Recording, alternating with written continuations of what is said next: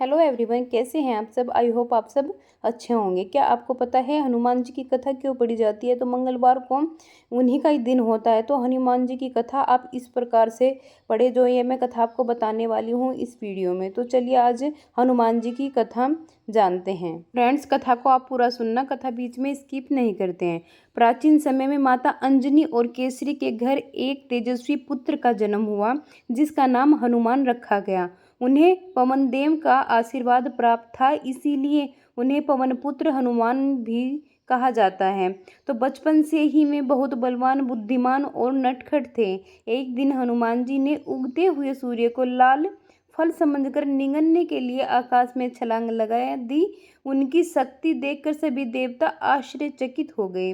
बाद में देवताओं ने उन्हें अनेक वरदान दिए। जब भगवान श्री राम वनवास में थे, तब हनुमान जी उनकी सेवा में आए। उन्होंने माता सीता की खोज की, समुद्र पार करके लंका पहुँचे और अशोक वाटिका में माता सीता को श्री राम का संदेश दिया। रावण की लंका में उन्होंने अपनी पूंछ से आग लगाकर अधर्म का नाश किया था। युद्ध के समय जब लक्ष्मण जी मूर्छित हो गए, तब हनुमान जी संजीवनी बूटी लाने के लिए पूरा पर्वत ही उठा लाए और लक्ष्मण जी के प्राण बचाए। हनुमान जी भगवान राम के सबसे बड़े भक्त माने जाते हैं।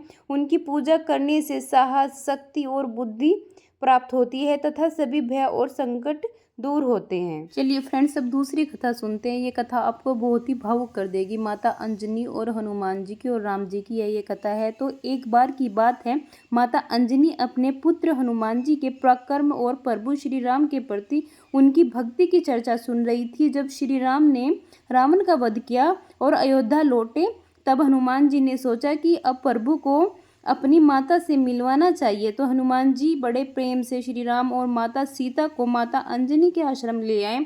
माता अंजनी ने श्री राम और सीता जी का बहुत आदर सत्कार किया, लेकिन उनके मन में एक बात बार बार आ रही थी। उन्होंने हनुमान जी से कहा, बेटा तू इतने बलवान और पराक्रमी हो, तुम अकेले ही रावण का वध कर सकते थे, तो फिर मेरे प्रभु श्री राम को इतना कष्ट क्यों उठाना पड़ा, उन्हें वनवास, युद्ध और दुख क्यों सहन करना पड़ा। तो हनुमान जी अपनी माता की बात सुनकर शांत रहे। श्री राम मुस्कुराए और बोले, माता, हनुमान ने वही किया जो एक सेवक का धर्म होता है। उन्होंने मेरी आज्ञा का पालन किया और हर कदम पर मेरी सहायता की। लेकिन माता अंजनी का हृदय भर आया। उन्होंने कहा, यदि मेरे दूध व्यर्थ नहीं गया है तो मेरा पुत्र अकेला ही पूरी लंका को उठा सकता था। यह सुनकर सब आश्चर्य में पड़ गए। तब माता अंजनी ने अपने दूध की शक्ति बताने के लिए एक पर्वत की ओर देखा और अपने स्तन से दूध की एक धारा उस पर्वत की तरफ छोड़ी। जैसे ही दूध की धारा पर्वत पर पड़ी, वह विशाल पर्वत फट गया और उसमें दरार पड़ गई। यह देखकर श्री राम, सीता जी और सभी वानर आश्चर्यचकित रह गए। तब श्री राम ने कहा, माता धन्य है तुम, आपका दूध भी धन्य है। आपका पुत्र जिसने अपनी सारी शक्ति और सामर्थ्य को हमेशा धर्म और सेवा में लगाया है। तो हनुमान जी भी बिल्कुल प्यार से बोले, प्रभु मेरे लिए सबसे बड़ा बल आपकी भक्ति है। मेरी सारी शक्ति केवल आपके चरणों की सेवा के लिए है। यह सुनकर माता अंजनी प्रसन्न हो गई और उन्होंने श्री राम तथा सीता जी को आशीर्वाद दिया।